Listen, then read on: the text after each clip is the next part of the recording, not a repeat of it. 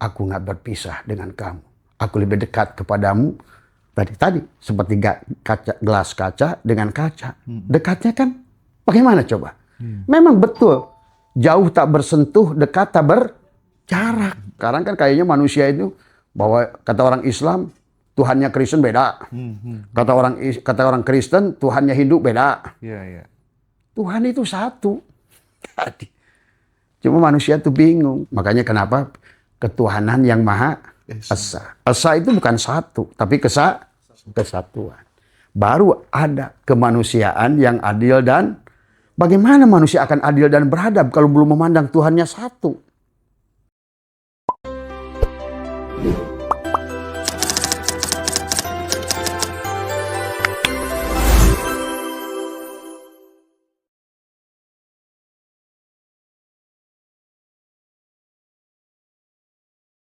Af'al hanya melihat perbuatannya. Jadi apa saja. Nah ini juga ini saya tuh suka maaf ya. Orang-orang kiai yang suka merasa terlalu berlebihan mengartikan sholat. Padahal dalam Al-Quran itu Mas Hendra, sholat itu hanya disebut beberapa kali saja oleh Allah. Justru yang 800 lebih Allah nyuruh apa? Alladzina yunfikuna. Bersedekah. Yunfikun. Ya. Berbagi. Outputnya ya. Output. Ya? Jadi kalau ibaratkan itu rukun Islam, iman, ihsan itu instrumen. Alat. Bukan tujuan. Tujuannya tadi ruhama ubainahum. Supaya apa? Liko dengan Allah. Berjumpa dengan Allah dengan apa? Dengan pada saat kita memberi karena Allah, berjumpalah kita dengan Allah. Itu sebenarnya pertemuan antara kita dengan Allah itulah. Makanya kenapa dalam Al-Quran kan ada kisah Baroh dan kisah Fir'aun. Musa. Musa kan dipaksa oleh kaumnya. Supaya apa? Hujan. Tapi 20 tahun sholat, 20 tahun dikir, malah Allah nggak dengar Musa. Tapi malah Allah nyuruh kepada Baroh, Musa, minta tolong pada Baroh. Yang notabene, Baroh itu mengatakan, Lanu milaka hatta narullahu jahratan. Aku tidak akan iman sebelum aku melihat Allah. Itulah kaum Bani Israel kan. Tapi dia terus berbuat baik. Maka dia ternyata doanya lebih diijabah oleh Allah. Sampai muncullah kata Allah, hai Musa, aku nggak bahagia dengan sholatmu. Karena sholatmu untuk kamu. Hai Musa, aku nggak bahagia dengan zikirmu. Karena zikirmu untuk kamu. Tapi aku bahagia dengan Baroh. Dia selalu menjengukku pada saat aku sakit. Dan dia Baroh selalu menolongku pada saat aku butuh. Ditanya oleh Musa, ya Allah, apakah engkau masih butuh? Nah itulah, sesungguhnya ketahuilah Musa. Bahwa siapapun, apapun adalah aku. Tuh, kan tadi. Nggak ada makhluk yang bukan tajalinya dia. Semua tajalinya dia. Maka istilah dekat itu ada kenapa Quran banyak mutasyabihat. Itulah kenapa harus ada takwil istilah dengan Tuhan. Dekat. Gitu. Jadi sia-sia dong. Yang geruduk-geruduk angkat baju putih ke sana. Aduh, sangat. Nasi itu sia-sia ya. Sia-sia. Itulah kata Allah dalam Quran, wahum yahsabuna annahum yusinuna sun'ah. Kamu itu apa yang kamu lakukan sia-sia. Bahkan dalam ayat yang lain, sholatnya pun dihina oleh Allah. Wa makana sholatuhum indal baiti illa muka'a wa tasdiyatan fadukul adaba bima kuntum tal. Sholat kamu itu hanya siulan, hanya orang-orangan di kebon, gitu loh kata Allah. Dalam ayat lain, fawailul lil musallin. Nah, jadi kalau begitu sholat itu apa? Pertanyaan balik dari Mas Hendra tadi semua. Sholat itu. Kalau kita lihat dalam Al-Quran, dan Abah sudah diskusi dengan beberapa ulama, yang disebut sholat itu perintahnya, aqimis sholat. Sok lihat. Dirikan. Dan tidak ada manusia yang bisa berdiri, kecuali yang berdiri itu Allah yang qiyamuhu binafsihi. Tadi semua. Maka perintahnya itu, fi'lun amrinnya itu adalah, apa itu kata Allah? Di situ, aqimis sholat, aqoma yukim, kata orang ngaji ya, aqoma yukim iqomatan itu, adalah dirikan. Fi'lun amrinnya itu adalah mendirikan. Tapi diartikan oleh banyak orang sekarang, fi'lun amrinnya kum. Hanya berdiri tapi nggak sholat. Tidak ada kehadiran. Bagaimana mau sholat? Kalau seandainya gelas kaca itu sholat, dia nggak tahu Tuhannya itu si kaca itu sendiri. Bagaimana coba Mas Hendra sholatnya? Bagaimana si gelas kaca yang dia itu adalah tajali daripada kaca, dia suruh doa. Ya pasti tangannya gini ke atas. Iya. Aduh semua. Seperti katanya Ustadz Wahabi gitu ya, Tuhan berada di Nah, di atas aras. langit Sab 7 di Di aras atas gitu tujuh. ya. Iya. Padahal Tuhannya mengatakan wa idza salaka ibadi anni fa inni qarib. Ditanya lagi oleh Nabi Muhammad, sedekat apa ya Allah? Wa nahnu aqrabu ilaihi min hablil warid. Aku nggak berpisah dengan kamu. Aku lebih dekat kepadamu tadi seperti gelas kaca dengan kaca. Dekatnya kan bagaimana coba? Memang betul. Jauh tak bersentuh, dekat tak berjarak. Jadi kalau kamu aku, nah disinilah juga orang suka salah menuduh, oh hulul, gitu, itihad, wahdatul wujud. Ya iya kalau seandainya dilihat dari sisi gelas. Tapi kalau di sisi kaca, gelas itu nggak ada. Karena kamu itu tajalli aku. Maka itulah kenapa misi yang dibawa dari Adam sampai Nabi Muhammad apa? Apa misinya? Tauhid. Maka itulah kenapa Nabi menyuruh kepada kita utlubul ilma. Utlub itu cari. Iya. Ilma itu mufrad. Kenapa utlubul ilma walau bisin ke negeri Cina? Ajaran Oh, iya. tauhid. Ajaran tauhid. Tauhid. Saya pernah ketemu mereka. Luar biasa tauhidnya. Bukan Jabariyah. Kalau Jabariyah, Mas Hendra bergantung kepada Mas. Untuk apa ini? Karena Allah aja. Siapa yang kerja Mas? Allah. Siapa yang kerja? Aku. Karena Allah. Berarti duaan. Gitu. Itu Jabariyah. Kalau memang kita Mas Hendra nggak ada, gimana? Sebenar-benarnya Mas Hendra. Maka dia mengata, al-insanu sirri wa anna sirrahu. Al-insanu sirri wa sirri sifati. Wa sifati la ghairi. Hendra, kamu itu nggak ada. Yang ada hanya aku loh. Makanya kenapa misinya dari Nabi Adam, Abdullu maqultu ana wan nabiyuna min qabli la ilaha illallah. Apa itu artinya la ilaha illallah? Tiada ilah kecuali tiada yang lain selain Allah. Maka tugas kita adalah tauhid. Kalau sudah di situ Mas Hendra, udah nggak ada Hindu.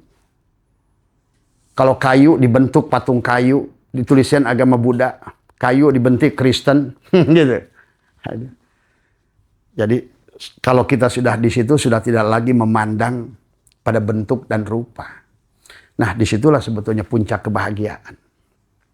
Tauhid itu adalah wahada yuwahidu tauhidan. Satu udah.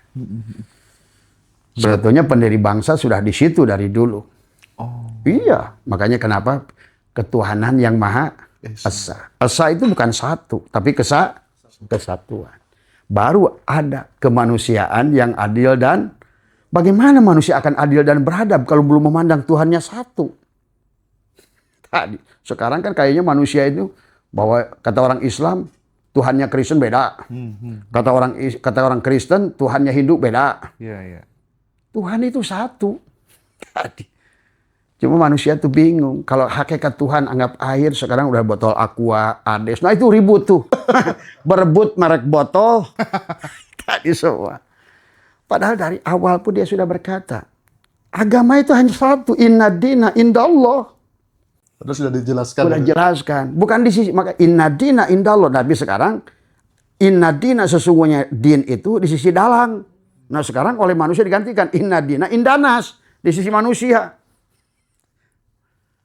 Coba, kalau agama udah sisi manusia, inilah kerusakan. Sholatnya jadi salah, syariatnya salah, tarekatnya salah, hakikatnya salah, ma'rifatnya pun salah. Harusnya syariatnya Allah. Apa syariatnya Allah? Fi'il Allah, perbuatan Allah. Tinju pun kalau sadar itu hidup Allah, sholat itu. Nah iya. Karena dalam Al-Quran itu orang salah menafsirkan innama ya'muru masajidallah. Maaf, betul lagi sakit gigi ketenggorokan. Innama ya'muru masajidallah itu dalam arti itu masdarnya imarah. Jadi yang dimaksud Tuhan masjid itu ini. Iyalah. Ka'bah sejati itu di sini ya, Pak ya. Karena bagaimana orang sekarang kalau Ka'bah di luar diri berarti Allahnya bisa ditunjuk. Iya. Lah iyalah, makanya kata tauhid kan Allah itu tidak punya jihad, bukan di atas. Nah, orang yang mengatakan di atas berarti gimana tuh? Kata saya yang di atas itu kelelawar. Betul. Nggak bisa lagi ditunjuk di depan, di Ka'bah gitu. Jadi masih bisa ditunjuk. Iya. Itulah ulama sebetulnya sudah sepakat bahwa kepada Allah itu tidak boleh ada arah dan waktu, ruang dan waktu. Di depan, di atas, di kanan, di kiri, di belakang. Karena ruang dan waktu diseliputi oleh Allah semuanya. Allah lah semuanya. Cuma manusia membuat dia parsial-parsial. Air udah satu danau, dibotolin, ades. Jadi Tuhan dia tuh si botol itu. Botolin lagi. Le mineral, pit, atau merek apapun. Dari semua. Nah ini, terutama nanti Mas Hendra, lebih parah lagi adalah pada saat sekarang ini, realitas manusia belum paham tentang reinkarnasi kan. Padahal reinkarnasi itu hukum alam yang pasti berlaku. Tapi kan Islam menolak. Bagi teman-teman yang sumbu pendek, Betul. mereka akan mengatakan bahwa Abah Setu itu sesat. Iya, pasti saya yakin gitu. Karena contohnya udah banyak kayak gitu. Banyak yang bilang. Murtad lagi. Oh, murtad ya. Tapi gini, Bah, sebelum bahas sesat dulu, Bah ya. Tadi di awal saya tanya, berarti kalau kemudian puncak dari makrifat murtad tuh nggak benar sebenarnya? Hah? Enggak lah. Enggak ya. Justru lah, kita kan kembali awalnya kosong, kembali kepada kosong. Nah, Tadi murni semua. tauhid. Murni ya, tauhid. Tadi semua. Memang kembali tujuannya sempurna, asalnya tidak ada, kembali pada tidak ada. Oke. Tidak ada bukan berarti tidak ada. Tapi kita harus mengembalikan semua lapisan tadi, syariat dengan afalnya. Kembalikan. Berarti tidak ada lagi pengakuan. Yang sholat aku, yang puasa aku, yang berbuat baik aku, itu. Makanya Abah dalam hubungan suka Abah ajarkan tentang hubungan. Mari kita pandang kehidupan ini syariat dan hakikat. Pada saat yang berkaitannya dengan segala apapun apa yang kita lakukan, kebaikan-kebaikan, selalu pandanglah semuanya hakikat. Artinya tak ada perbuatan kita. Kalau yang berkaitan dengan kebaikan. Dan cocok dengan dalil Allah, ma'asobaka min hasanatin paminallah. Seluruh kebaikan yang dibuat oleh YouTuber, oleh siapa, oleh kiai, ustadz. Itu murni. Maka disitulah Syaitanillah melarang kita meminta balasan pahala. Wong yang kerja dia. Wayang dimainkan semalam suntuk, dalang sampai melotot-melotot, keringatnya berkecucuran. Subuh-subuh si cepot minta pahala dan minta surga. Kan itu kan lucu kan sebetulnya. Itu menggambarkan cepot itu belum kenal siapa yang kerja itu. Tadi. Ya. Nah itu yang kalau menurut iya. Terus kalau misalnya menanggapi itu teman-teman yang sumbu pendek itu gimana ya, sih, Pak? Tidak apa-apa Mas Hendra. Karena dalam Al-Quran pun sudah dikatakan bahwa Allah sudah mengatakan dari awal kalau manusia itu tidak mengenali Fatihah pada tubuhnya dan dia tidak membuktikan alif lam mim dan dia surat Al-Baqarah tidak menyembelih dirinya, dia akan sumbu pendek. Itu kan sebetulnya kisah Al-Quran itu dari Fatihah itu harusnya gitu tuh khotam sampai kul huwallahu ahad. Kul a'udzu birabbil falaq sampai kul a'udzu birabbin nas. Maka surat Al-Quran itu adalah perjalanan manusia. Fatihah adalah tubuhnya. Kalau tidak maka dia akan masuk ke ayat tadi. Fi qulubihim maradun fazadahumullahu marada. Dalam hatinya ada penyakit. Akibatnya apa? Karena dia ingin tidak mengenal kepada Allah. Dan Allah ada 4 ayat dalam Al-Quran. Siapa yang tidak ingin berjumpa liqa Allah, kata Allah, aku pun gak mau jumpa sama kamu. Jadi yang sumbu pendek itu sebenarnya karena dia menghindari Allah dari awal hingga Allah pun tidak mau kenal dengan dia. Akhirnya apa kata Allah? Khatamallahu ala qulubihim wa ala sam'ihim wa ala absarihim ghishawatu wa lahum adab. Akhirnya baru dibawa lagi disinir oleh Allah jadi munafik. Wa minan nasi may yaqulu amana billahi wa bil yaumil akhir. Mereka ngomong iman tapi buktinya kan tidak. Maka yang kayak begitu berbicara tentang kebaikan tapi bukan pelaku kebaikan. Bicara kebenaran adalah hanya mencari pembenaran. Maka tidak usah capek yang kayak begitu Mas Hendra. Karena dari zaman ke zaman, coba Abah tanya. Rasul mana yang gak disesatkan? Iya, semuanya ya, Pak. Dari Nabi Sis pertama kali istilahnya sampai Allah turunkan angin. Muncul Nabi Nuh, akhirnya ayat turunkan air, sama disesatkan. Bahkan bukan disesatkan Mas Hendra. Nabi Bani Israel itu 230 orang lebih dibunuh oleh mereka. Dan terus, bahkan Nabi Muhammad sampai harus pindah dari Makkah ke Madinah. Diapain itu? Dikejar-kejar Abu Jahal. Ya tadi, maka kita harus ngerti mana Muhammad, mana Abu Jahal. Jadi kelompok ini pun sekarang ada manusia terpuji yang selalu ingin memuji Tuhannya dengan sempurna, dan kelompok Abu Jahal yang merasa pintar tapi dia Abu Jahal. Abu itu bapak, Jahal bodoh. Tadi. Jadi kita maklumi Mas Hendra. Jadi memang tidak ada Rasul satupun di dunia itu sampai Musa dikejar-kejar akhirnya di laut. Semua akan dikejar dan disesatkan orang-orang pencerah itu selalu. Coba Mas Hendra lihat. Ada satu hal yang menarik yang saya penasaran gitu. Dengan gayanya Abah itu kan frontal gitu, tabrak gitu. Misalnya ada tokoh yang dianggap benar-benar sebagai ulama yang berpengaruh gitu. Tapi kalau perilakunya nggak bener, ya udah sikat. Gitu ya, sikat. Habib misalnya, Habib Lutfi lah atau Habib siapa lah, pokoknya nggak bener sikat gitu. Apa sih yang mendasari Abah punya keberanian seperti itu gitu? Kan tentu hal-hal seperti itu kan beresiko gitu. Artinya tuh orang akan mengatakan, oh ini mah adu domba, ya kan? Habib sikat gitu. Tapi kan bagi orang yang punya nalar kritis, ini nih orang yang langka, yang punya keberanian seperti ini. Ada Guru Gembul, ada Abah Setu. Wah, itu tuh gimana, Bah? Gimana, Bah? Dengan gayanya seperti itu, Bah? Sebenarnya takut itu apa sih?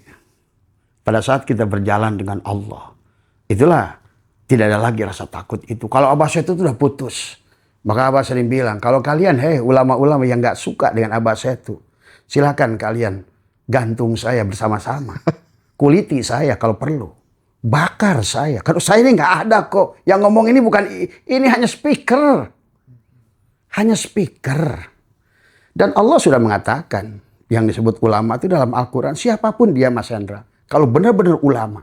Kalau bukan takut karena popularitas, wah nanti gua nggak diundang lagi, nanti aku dimusuhi. Itu ulama-ulama yang masih berpikir tentang fulus. Tapi kalau ulama yang sudah nggak berpikir tentang fulus, dia tidak ada lagi takut. Takut dihujat, takut dihina, bahkan nggak takut dibunuh. Itulah kenapa istilah ulama dalam Al-Quran itu bukan jago ilmu. Innama yakhsyallaha min ibadihil ulama. Yang disebut ulama itu yang pertama takut pada Allah, bukan takut pada manusia.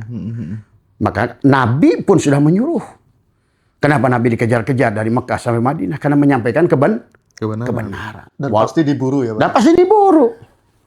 Jadi intinya kalau Nabi sudah menyampaikan, kalau kamu nggak disesatkan, nggak diburu, berarti kamu belum benar jadi ulama. Gitu bahasanya. Tadi semua. Bahkan di penghujungnya Allah mengatakan, ala inna awliya Allah la khaufun alaihim. Kalau kamu sudah jadi kekasih Allah, tadi semua. Abah tidak merasa jadi kekasih Allah. Cuma kenyataan di dalam diri Abah itu, rasa takut itu udah nggak ada. Bahkan rasa takut hidup, kan orang sekarang ini hidup takut, mati takut, dijelekin takut, dihina takut. Nah, itu kan belum paham tentang hakikat ketuhanan itu sendiri. Makanya bagi Abah saya tuh adalah terus ingin memberikan ya bukan dia sebenarnya. Aku hanya digerakkan pada saat speaker itu bunyi, Mas Hendra. Yang bunyi speaker bukan? Pada saat speaker bunyi, yang bunyi speaker. Bukan. Bukan juga kabel yang nyambungkannya. Bukan juga mikrofon kan? Bukan juga bibir. Yang bunyi siapa? Kalam. Kalam siapa? Kalau sudah kalam dia, tak ada yang bikin dia takut. Takut itu kalau masih kalam dirimu. Ucapan takut dihujat, takut disomasi. Nggak ada kalau udah kalam dia. Dia muncul dengan sendirinya, dengan keberaniannya. Itulah yang dibawa misi para mereka semua. Para ulama-ulama yang mungkin Mas Hendra tahu juga lah bagaimana perkembangan dari Nabi Muhammad wafat sampai sekarang. Berapa orang ulama-ulama seperti Al-Halaj, ya, itu akan dihabisi. Betul. Semua. Dihabisi. Tadi semua. Dan Abah saya itu tidak pernah takut. Maka semua keindahan, kenikmatan tadi semua. Karena saya udah tidak mencari apa-apa Mas Hendra. Tidak cari popularitas. Tidak cari uang. Karena uang selalu nyari saya kok sebenarnya. Gitu. Nah, ini. Jadi ya saya hanya menikmati saja bagaimana dia menggerakkan tubuh ini Mas Hendra. Tadi semua. Dan alhamdulillah. Itu saya kalau ke Kalimantan mereka bingung. Kalau di Kalimantan ngomongin makrifat, itu channelnya akunnya langsung hilangkan. Oh iya? Iya. Katanya kok Abah Setu ini udah 1 tahun lebih makin naik itunya channelnya.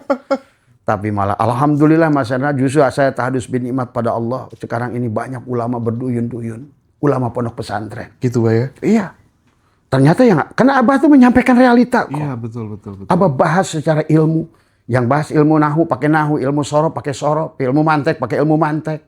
Begitu datang profesor sekarang, bahkan di profesor Mas Hendra. Sekarang yang sedang nulis sama Abah itu ada 4 universitas. Profesor semuanya.